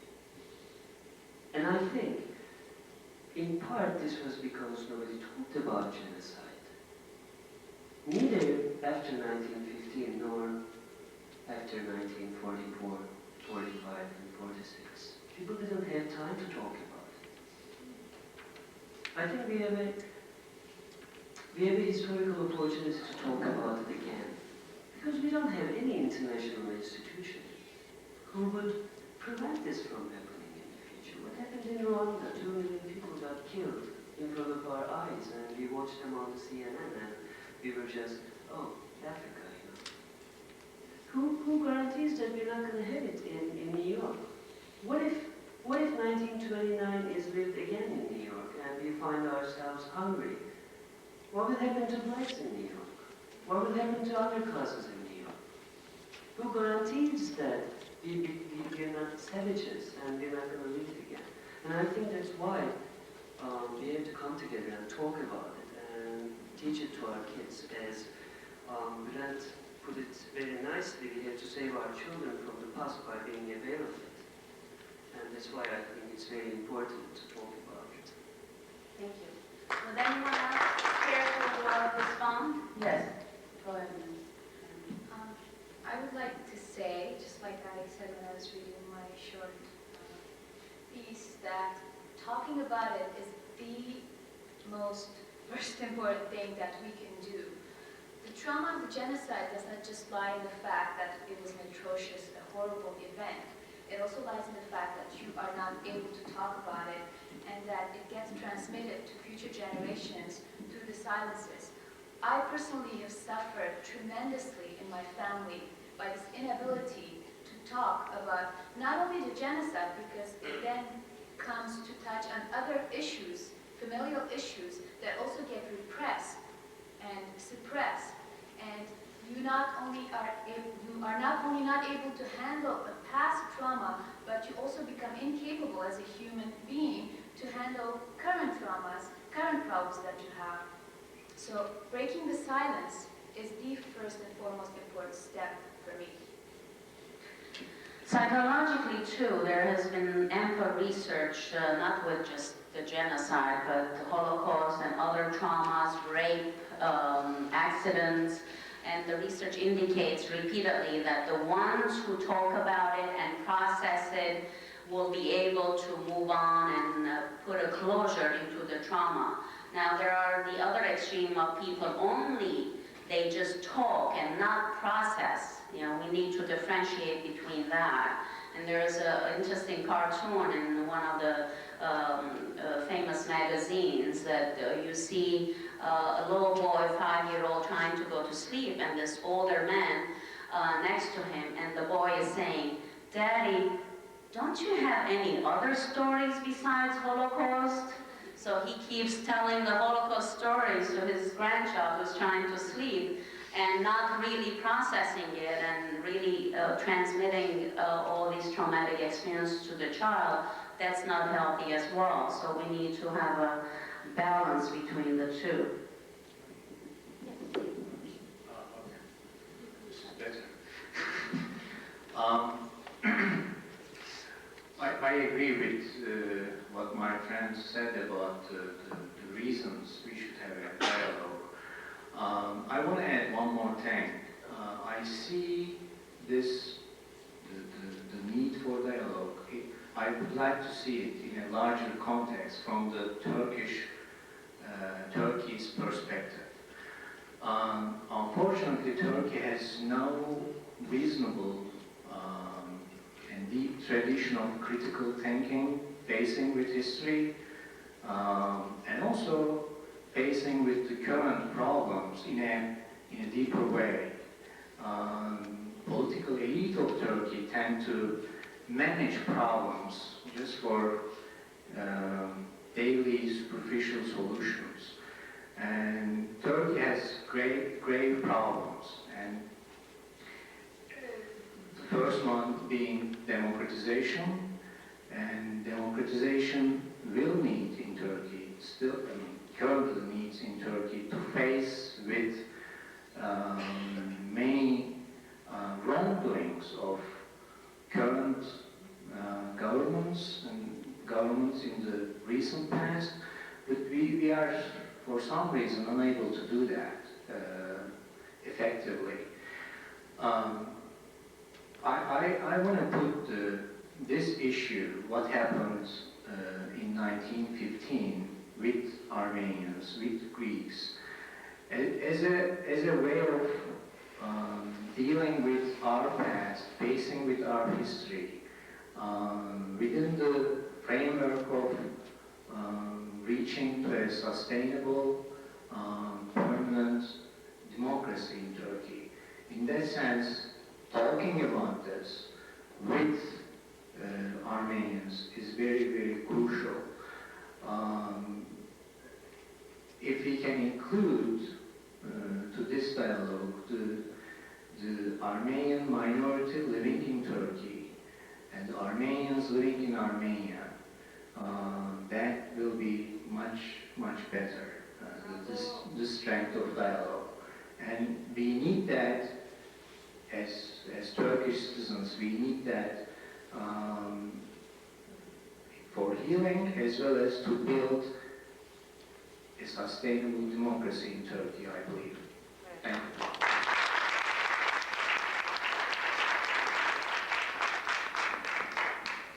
What do you Armenians expect, demand, request, or ask from the citizens of Turkey? And Armenians on the panel should respond.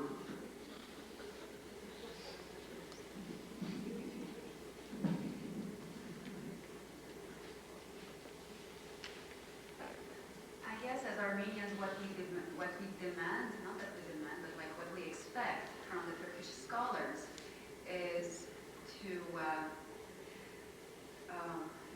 to publish more books and to try to educate the Turkish population about what really occurred in 1915. I mean, not only the false accusations that we read about. Like I've read the book of Shah and Shah, the Ottoman history, in which they say that Armenians massacred the Turks, and if between 200 to 300,000 Armenians got killed during 1915, it is only because of famine and diseases.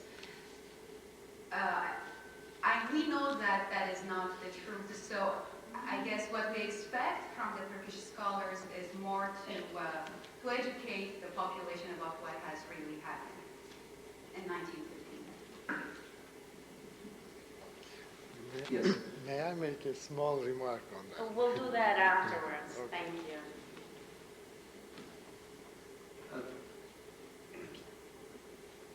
What my colleague is saying here is to really come to the table with some truth about the historical facts. Of course, we all would like to see that happen more and more quickly. And the other thing I would like, again, I don't want to use the word expect, but I would really encourage to see happen is the dialogue, the political, historical dialogue to expand to the psychological, the spiritual, as well as the artistic dialogue, which is where we need to go as well. It's, the dialogue between Armenians and Turks is not just on the historical arena. We really need to be careful with that. There are more arenas that we need to start going into, as I said earlier, artistic, psychological, and spiritual. So that is what I would encourage that we do together as we're doing here today. Thank you.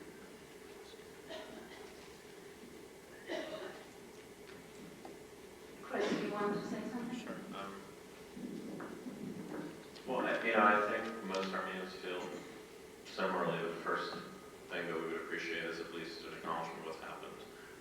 But I think also in Turkey there remains an Armenian population, and Turkey is, after all, a neighbor of Armenia. So there's a lot that can be done in terms of, restitution of Armenian monuments that are in Turkey now. And the Turkish government can certainly help the minority of Armenians that are left to rebuild and to prosper and to at least bring their history forth in Turkey, and to help the Armenian state now, which is a young country. And I think that type of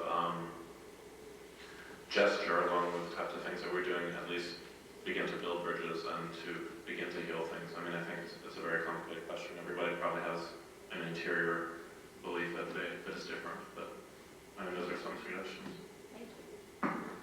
Thank you. The next question is, How do you, as Turkish citizens, see your role in helping Armenians come to closure? That's a loaded one, right? And the Turkish scholars on the panel would please respond.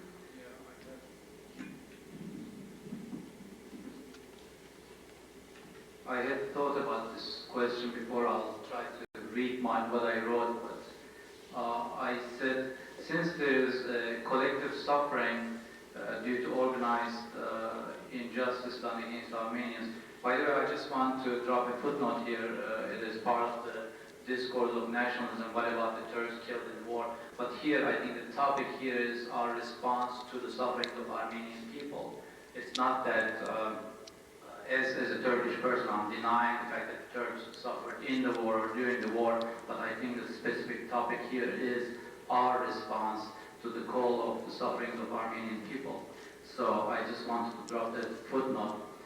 And since it is related to our recent past, the minimum one can do is show compassion and understanding to the suffering. So just as a human being, to show understanding to that suffering. Now, as a citizen of the Turkish public, to show compassion and understanding to that suffering while trying to understand the conditions of the genocide, the conditions which made it happen, and ask some painful questions in this direction. I mean, I did talk about some of the conditions in my speech on nationalism. We can ask these questions together with due sensitivity, but also due freedom in any spiritual examination, and try to understand these conditions together. I believe that the healing process will work on both ends, and at the same time, if we reveal these conditions and overcome them in a radical way in the relationship we are establishing at this micro level, such as this dialogue here. And this can be a model, and we can have some impact in wider spectrums in other arenas as well. Thank you. Anyone else?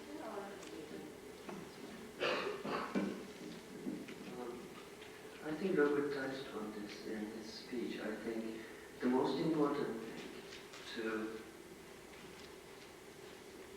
help Armenians come to closure, as the question put it, is not to leave them alone and being with them in this process, because I didn't know before that we have been a part of Armenian identity construction, an important part of Armenian identity construction, both negative and positive ways. So I think we should be a part of the process and talk about it together.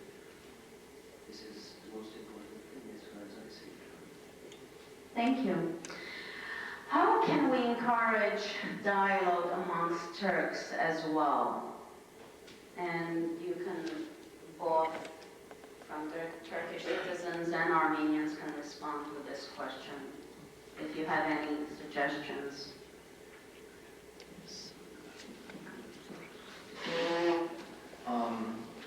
This is a difficult one. It's a very complicated issue in Turkey because of the pain involved and defensiveness of the Turkish state and the society at large.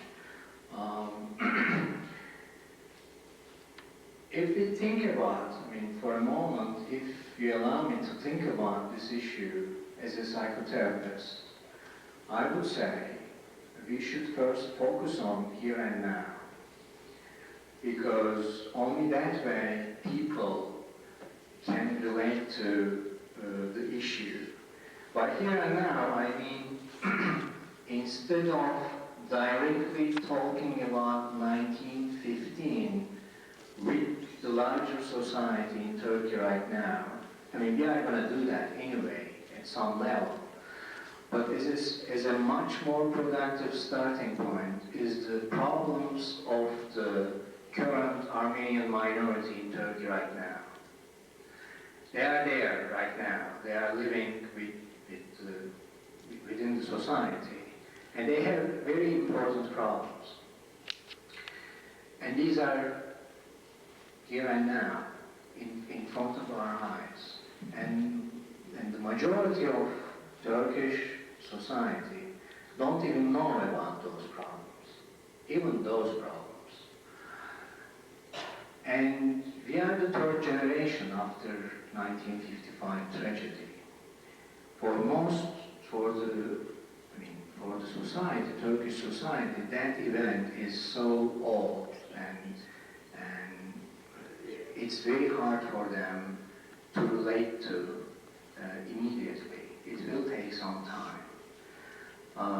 But Armenian minority is there right now with many severe problems. It's very important to educate the larger Turkish public about those problems, about the issues, obstacles regarding living together, to engage a dialogue there, to try to eliminate the fear of the Armenian minority might have. And also, in addition to that, Armenia, of course, we are neighbors there, Turkey and Armenia.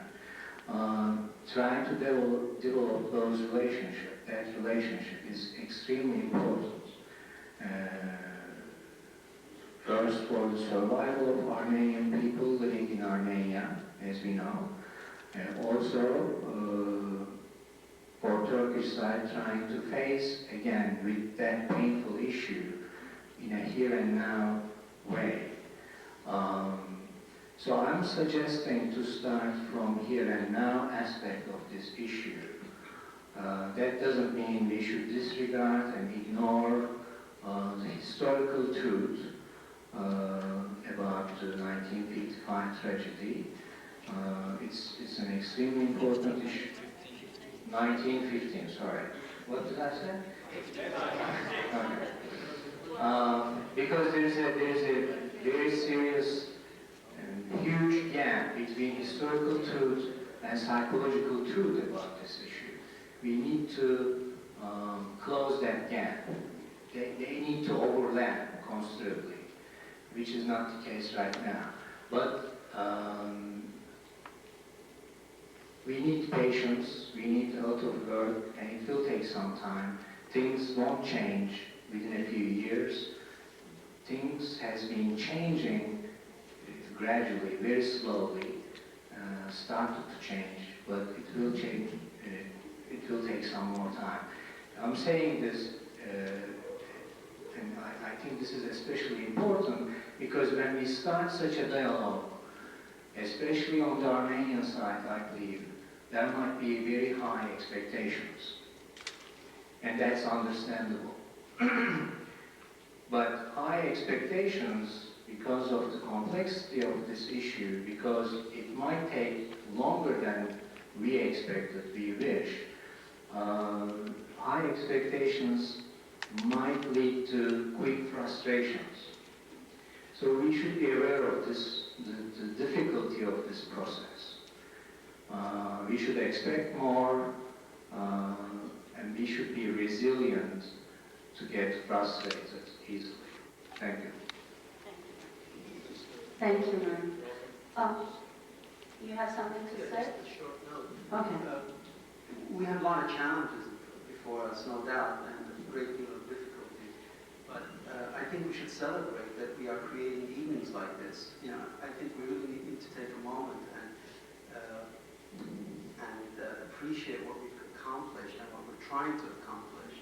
And speaking on behalf of hopefully all Armenians, we're all grateful that you, our Turkish colleagues, are willing to sit with us and create this dialogue. So, in conclusion to my statement is that there is a lot of work to do, but there's also a lot to celebrate about. Thank you. Thank you. Can I just say, I just have two short remarks, actually. I think to start a meaningful dialogue, we have to overcome some of the obstacles in front of the dialogue. I just want to mention two major obstacles. One is the deadlocks and the vicious circles which nationalist discourse is creating in Turkey. or in other places. So we really have to, when it comes to being just, we cannot be double-sided. So that's one important thing to overcome, to create maybe a new language for the dialogue. That's one important thing. The other thing is, in Turkey there is this myth of rupture. Rupture meaning the Turkish foundation of the Turkish Republic, Turkey entered a new epoch. Okay, yes, granted it's a new epoch, but things don't change like in decades.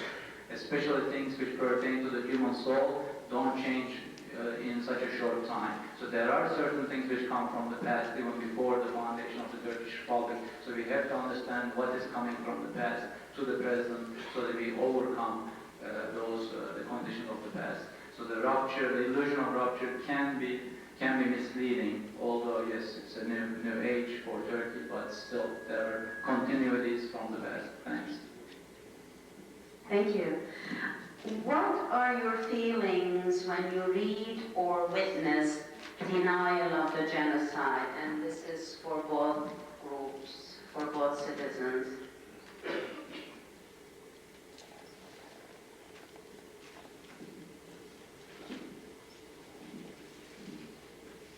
Well, I mean, I think the obvious answer is anger. I mean, and frustration. And I suppose that scholars have said that, it's like killing a person twice.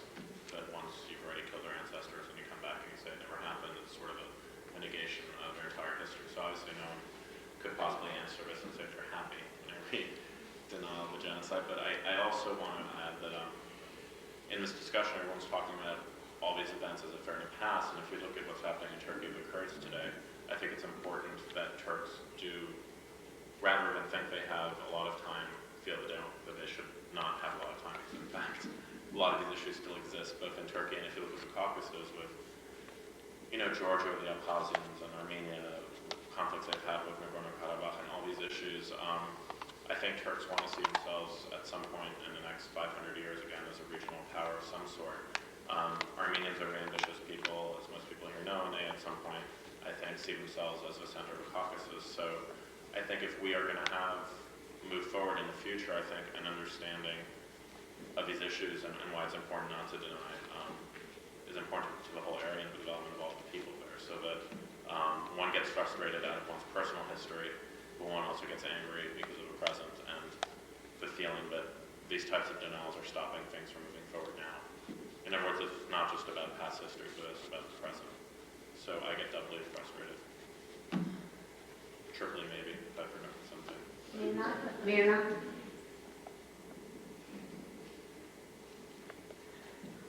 As I mentioned earlier, I work on the Armenian genocide. I write about it in my thesis. That's what I write about in my thesis for my master's. And I have to stay objective in it. And as an Armenian, it is very hard for me to stay objective, but I try my best. And of course, I read a lot from both sides, from the Armenian point of view and also the Turkish point of view.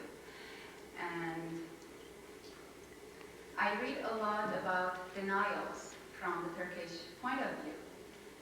And of course, the first reaction I get is anger. Why? Why would a researcher write such a thing?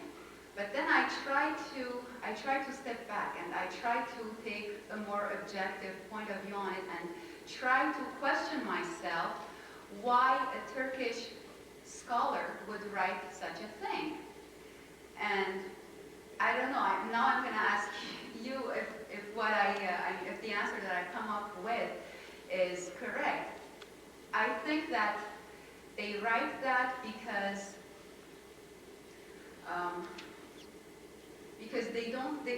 I think they don't want. They feel the guilt to face what has happened in 1915, and also.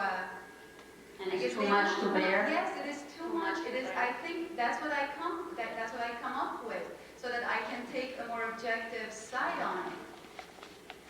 But like I said, the first reaction that I get, of course, it is anger, and of course. Mm-hmm. Well, when I went to Turkey, I could really appreciate and have a better understanding why that happens. Is that Imagine you're 30 years old and in your history, Turkish history, you never heard anything about the genocide, and all of a sudden a group of people coming to you and saying, you know, your ancestor killed 1.5 million of our people. And you look at them and say, what's wrong with you? Why are you trying to belittle or put this kind of responsibility on my shoulders and my nation's? I mean, it's just a total shock to begin with. And I've had a lot of my colleagues talk about that. There's no information or education or literature about it. Very little. I can't say no. Of course, Dr. Taner Akçam's books are in print there. But you have to really know about it, to search for it, and to look for it, and to read it. So imagine, put yourself, as Armenians, put yourself in Turkish citizens' shoes, and just feel what it is in your body and in your mind. Someone comes to you, you have no knowledge of this at all. What is the feeling in you? Just imagine that. And then I was able to appreciate the denial a little and get a better understanding and try to work through psycho-spiritual and educational forums to educate the Turkish citizens, and to educate Armenians, and to educate the world, so that we can sit down and dialogue. I know, Yunus, you had something to say? Yeah, okay, yeah, after. Okay, Lena, Yunus, and then Murat. I wanted to respond to that question by saying that, of course, anger and resentment are probably one of the first affects that come to the fore when one thinks about the denial of the genocide. But there's also something else, in my case and in the case of probably many others, that also surfaces. It's sadness, not just sadness at the memory of all the lost lives, but sadness that is repeated in the sense of not being able to understand why it is that such a fate has to be visited upon the Armenian not only once, but twice, with the denial, not being able to process the idea of why such a thing, which is, I guess, viewed as a punishment. I mean, even the Jews nowadays, or some of the Jews, view the Holocaust as a divine punishment, as a message from God in some way. The point being, sadness that emerges in terms of not being able to extricate ourselves from the position of the victim, and not being able to give ourselves the credit that we need to have as Armenians. I am a teacher of Armenian, and I have experienced over the years the self-loathing that is reflected amongst my students who are taking Armenian courses, in terms of them not liking their own language, them not liking their own literature. When William Saroyan says, for example, our literature goes unread, he doesn't mean that it is the foreigners who are not reading our literature. It is us, ourselves, who are not reading our literature. So that state of being a victim has many consequences and results. And one of those actually appear in us not being able to love and to respect ourselves for the Armenians that we are, for the culture that we have. And that in itself is a great sadness for me. Well, one thing I want to comment then is that the mere type of question of why is it happening to us is a question of coming from a victimized psychological profile.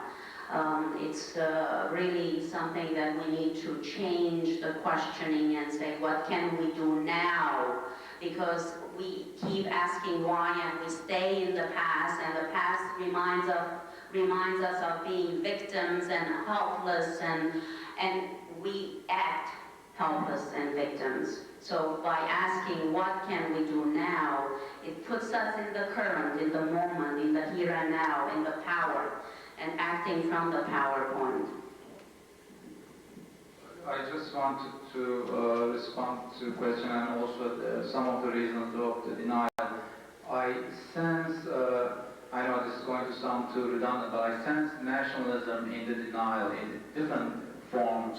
It is one thing like that somebody's nation cannot be doing something like that, this close association between one's past and one's present. I also sense what is current in Turkish society, repression, and not to talk about a problem. I mean, it's even in my upbringing, in my family, we never spoke about problems. And it is, I think it is a big thing in Turkish society. Maybe there are families in which that's not the case, but in the society in general, we do not speak about problems. So there's silence in general. I do not exactly know, I mean, we can analyze it, but maybe we just accept what is given to us and we don't want to examine it. So there is no critical questioning of what is given, and Dr. Paker had mentioned it before. Now, in response to what Mirna was saying, I think there are different reasons for the denial. I don't think there's only one reason. And these, I can speculate, it could be, I don't know, it could even be fear of some repercussions, reparations. It would be for, I don't know, related to fear of enemies. As I mentioned earlier, it sort of feeds into that. One thing that I thought of recently is, okay, it again comes back to nationalism. The fact that Turkish nationalism undervalues Armenian people may be one of the reasons why their victimization and suffering wouldn't be accepted by them. I'm just speculating. The fact that they just don't value this nationalist ideology, doesn't value, so they are not going to consider and show compassion. Anyway, I think that's how much I'll say on the denial. Thank you. Okay. I would also like to make another speculation. I'm not sure how much guilt is there. If it's there, we should be happy. But I'm not sure yet. I hope we would go there.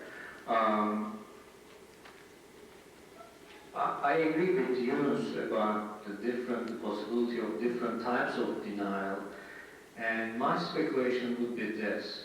The dominant Turkish political culture is denying not only 1915 tragedy, but tragedies of Ottoman Empire in declining phase, and within that context, dominant political culture in Turkey starts its history from the National Liberation War. Before that is not an issue, an important issue. We would, at schools, we would learn about the high times of Ottoman Empire, 15th, 16th, 17th centuries, and after that, until the National Liberation War, we don't really learn much, because these are bad times. Ottoman Empire was just getting shrunk considerably, losing lands, losing populations, losing everything. That's still to be recovered trauma of Turkish political culture, Turkish society. Turkish society and the state don't want to talk about those issues. These are very tough times for them to deal with. They lost most of the land, most of the population. They evolved from a huge world power empire to a small, relatively smaller country.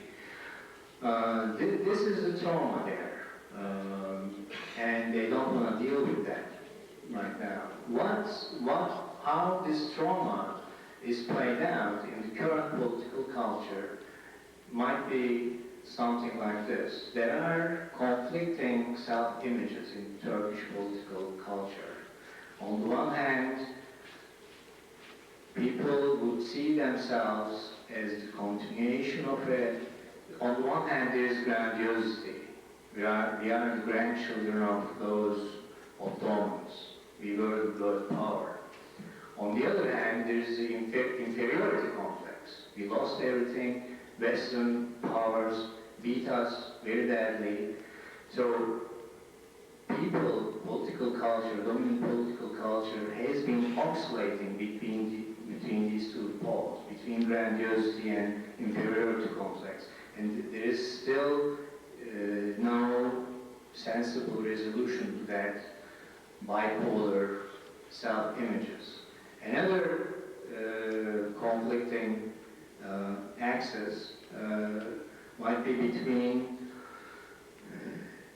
seeing yourself from the Turkey's perspective, seeing yourself as a part of Europe, as a part of modern world, regarding yourself as a contemporary democracy. That's one pole, one self-image. Well, on the other hand, Turkey has been traditionally seeing itself as being surrounded with external and internal enemies, which prevents Turkey, to develop a full democracy. When you corner Turkish political elite about democracy, democratic rights, they will immediately tell you after a few minutes, well, we have a very serious geostrategic location, there are many enemies around us, so our democracy is for Turkey. So we cannot really apply universal standards here. So this is another polarity there. So we still couldn't resolve these polarities, and we are going back and forth. And it's been a painful process. So I just wanted to add that in regard to why they deny, because those events, those tragedies of 1915 remind Turkish dominant political culture other losses they went through, I believe. Thank you.